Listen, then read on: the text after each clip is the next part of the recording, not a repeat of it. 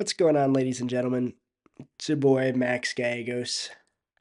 A little down for the most part, not my usual fun go lucky self, because my New England Patriots played in the Super Bowl and got absolutely fucking worked. That being said, Seahawks win 29-13 over the New England Patriots, mainly for a lot of reasons, but we'll get into that. Um, you can kind of poke fun, throw tomatoes at my terrible take. Apparently, I just don't know fucking ball. Uh, and the haters were right, and I was wrong. And sometimes, you just gotta take your lickings. I guess I don't know. It's a shitty feeling. Losing in the Super Bowl is the shittiest feeling. And this feels like the shittiest thing I've ever experienced. But I digress. Seattle's defense is fucking legendary. That team was impressive. We couldn't do jack shit on offense. Nothing whatsoever. We looked like a JV. It looked JV, honestly. Um, I don't know how many 3-and-outs we had. It felt like every freaking drive felt like a 3-and-out. Uh, it was a disaster. Pure freaking disaster. It was so bad of a disaster that I forgot to turn on Do Not Disturb. And I got a notification from my Gmail and it interrupted the podcast anyway. Ah, man.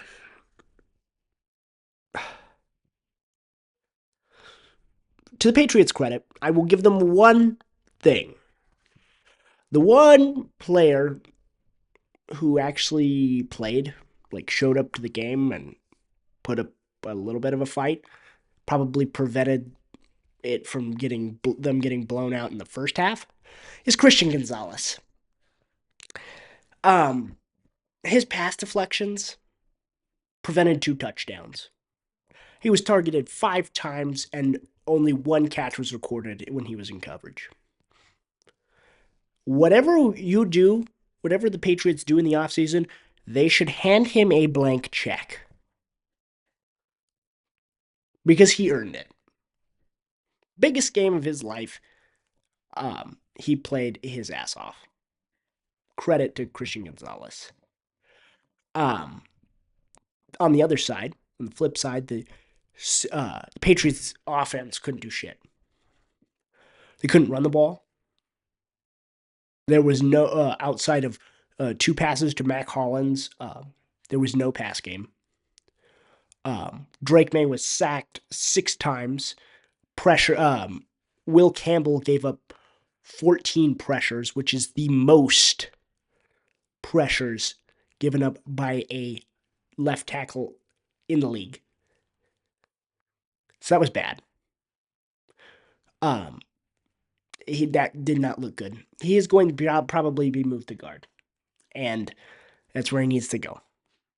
I tried to make a case and say, oh, well, he's a rookie, and it was just, you can't give up 14 pressures. You can't give up a game like that. The biggest moment, you can't. You can't just get worked like that. And I know it's hard. I couldn't do it. But neither can you. And it's fine. You'll be a great guard in this league, but God, it was painful to watch. Um, really, I want to talk about Drake May. It kind of felt like uh, he was early Sam Darnold, ironically. He was just throwing up fucking lollipops to whoever that first interception.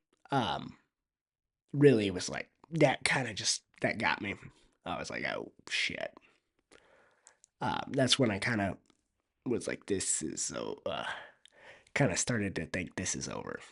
Um, because he just kind of threw up, uh, threw it up for grabs. Kind of, I can see why he's trying to make a play, and I know that Drake had some sort of shoulder injury coming into this, but let's be real.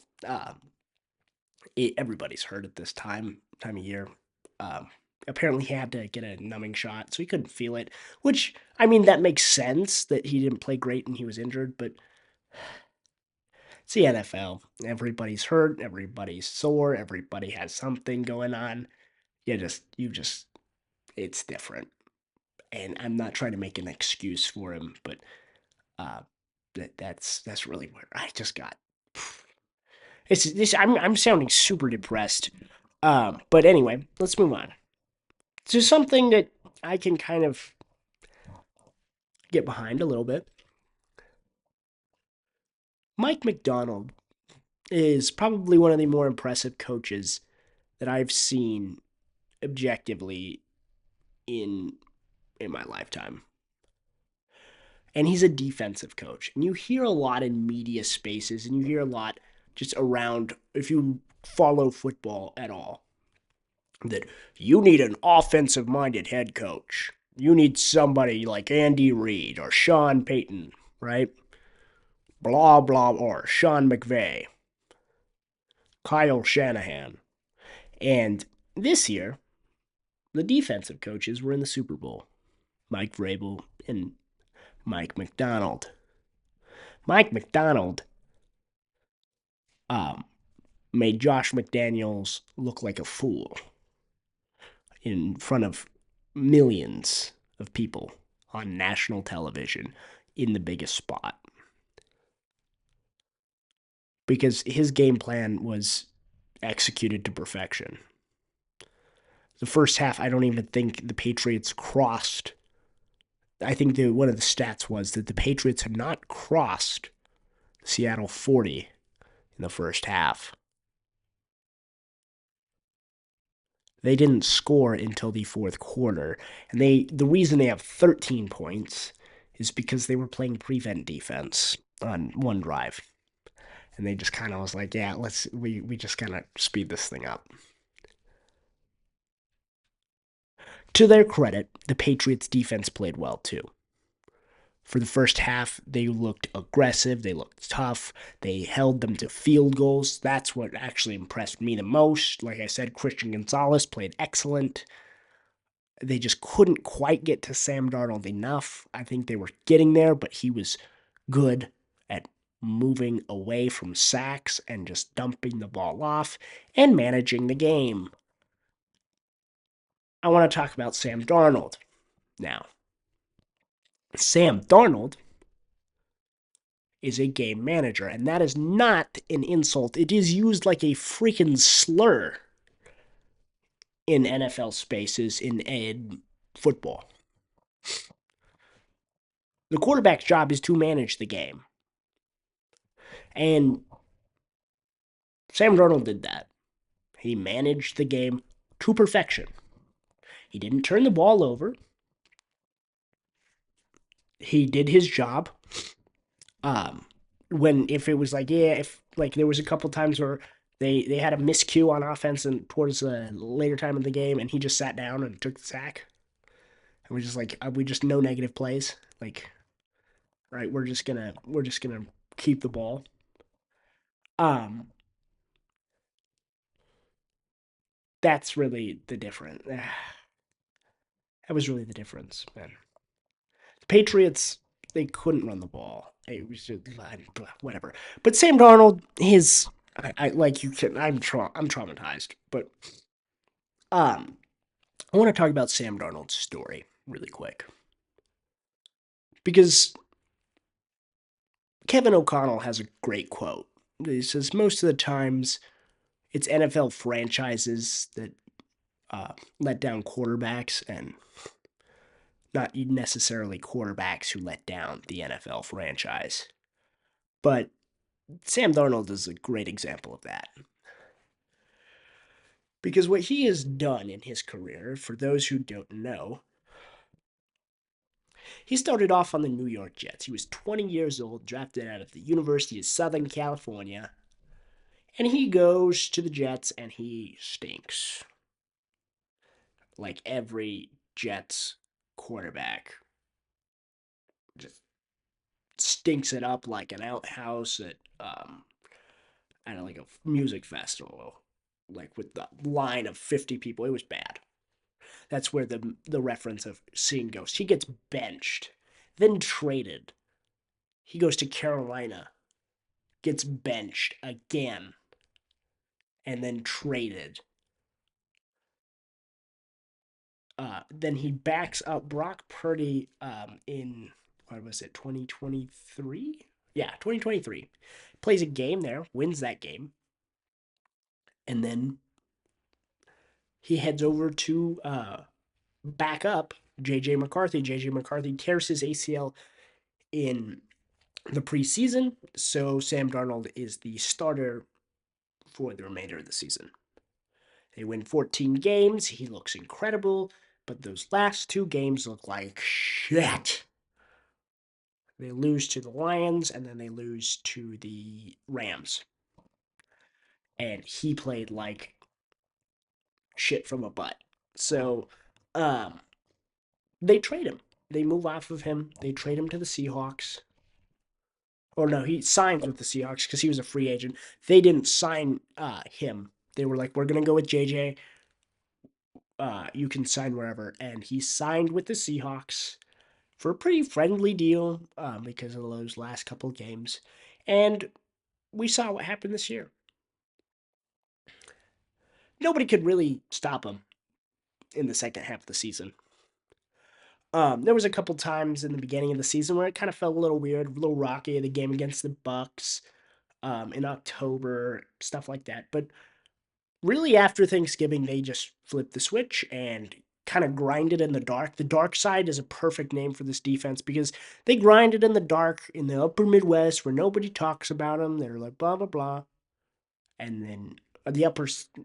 I said Midwest. Jesus Christ.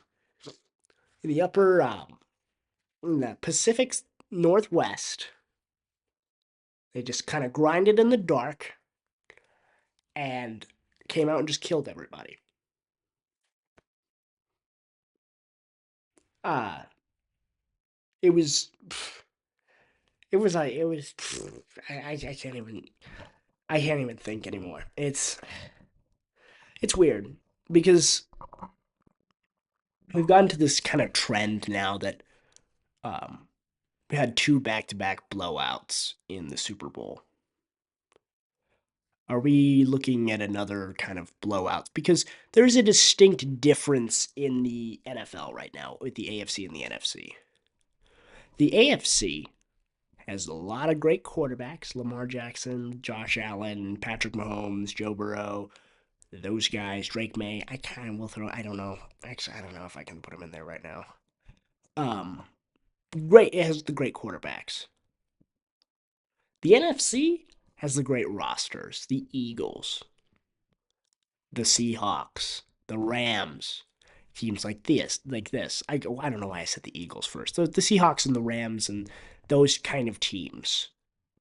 They have a lot of more talented teams, so they tend to be a bet like we saw with the Eagles last year, where they just beat up the Chiefs because they were just way more talented.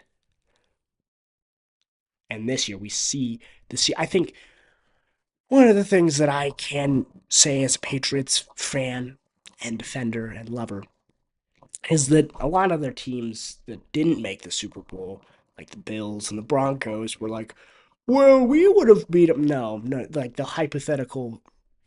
I'm talking about hypothetically, they would have beat the Seahawks. No, you wouldn't have. I'm sorry. That team is really freaking good, and they were a buzzsaw. And anybody who walked into that stadium with them was going to lose. They are that fucking good. And they have the cap space and the quarterback that doesn't take a lot of money and the talent and the GM and the coach to be good again next year. I'm not saying they're going to repeat or anything like that, but they're fun. They're good. They're really good. Uh, but yeah, that's a weird trend. It's like GMs and uh, rosters have the past few years have won more Super Bowls than it's like the great quarterbacks. It's just kind of interesting. Anyway, what's next for Seahawks and the Patriots? Like I said with the Seahawks, I kind of prefaced it. They are the sky's the limit. They have a really great GM, probably 1A, 1B with Howie Roseman as one of the great GMs in the league. Uh, they really don't have any holes, um, except for like they have like a chink in their armor, and that's the Rams, and they're better than the Rams at like special teams and stuff. So I'm sure that they're going to address something like they have a bunch of guys who are going to be free agents. Clint Kubiak, their offensive coordinator, is leaving. He is going to be the head coach of the Raiders. So that's going to change some things up. But I think they're just a very well run organization. They're a tight ship. They have a lot of talent. I don't think it's going to be like we saw with the Eagles this year, though. Like, offensive coordinator leaves, a new one comes in. I don't know. I think Sam Darnold's a bit better quarterback than Jalen Hurts, just from like a usage standpoint. Like, where it's like, okay, he's big, he has better traits than uh, Jalen Hurts, but I don't know. But for the Patriots, it's pretty obvious they need to improve the O line. Yesterday, um, that's probably gonna be a big target in the draft. Um, Probably in free agency, probably another big weapon. Um, there's a lot of AJ Brown talks, him reuniting with Mike Vrabel, and just things like that. But yeah, yesterday wasn't great for me. It was pretty bad. It took me a while to recover, and actually, because I was like, oh yeah, after the Super Bowl, I'm gonna head down and record a podcast. I couldn't. I was fuming.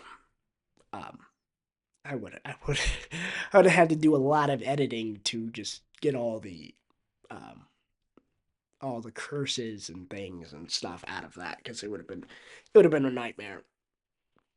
But yeah, you know what? In other news, though, uh, the halftime show and commercials.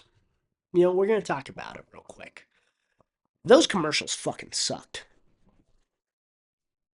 They blew. Whoever approved for I don't know how much it is for a 30-second commercial now. I think it's like 7 million. Can you use AI? Are we dead ass? Like I'm not like an anti AI guy, but like geez. You're a billion-dollar company. Put some frickin' effort into it. Into a commercial that billions of people are gonna see. Millions, billion, I don't know, like half a billion people are gonna see. Like, can we just put like, can we stop with all this crap? Like, it didn't even look good. It looked like sorta shit. I don't even remember which one. It gives me a headache thinking about it. What was it? Was the vodka one? Oh yeah, that one was horrible. Like it just looked like crap. Like you are a company who makes a lot of money, and you are spending $7 million to put this on air. Make a good commercial. And then there's all the other ones like, well, oh yeah, AI can do your job way easier. Take a day off. And it's like, not to get political, but geez, that sounds pretty damn dystopian in my estimation. Like, it's like, nope, nope, nope, nope, nope. Oh, we love AI. Or like the Ring camera that's like, track your dog. And, ah, I don't know. That looks a little sketchy. Like, a lot of us with a little critical thinking skills are like, that doesn't look good at all. But anyway, uh, the commercial sucked, but on the upside, I really liked the halftime show. I understand a single word? No. Was it pretty cool? Yes. It was a lot of. I was like, I wanted to do like the one of these ones. Like, I had no idea what the words were, but I was just like, the political messaging. I don't really care.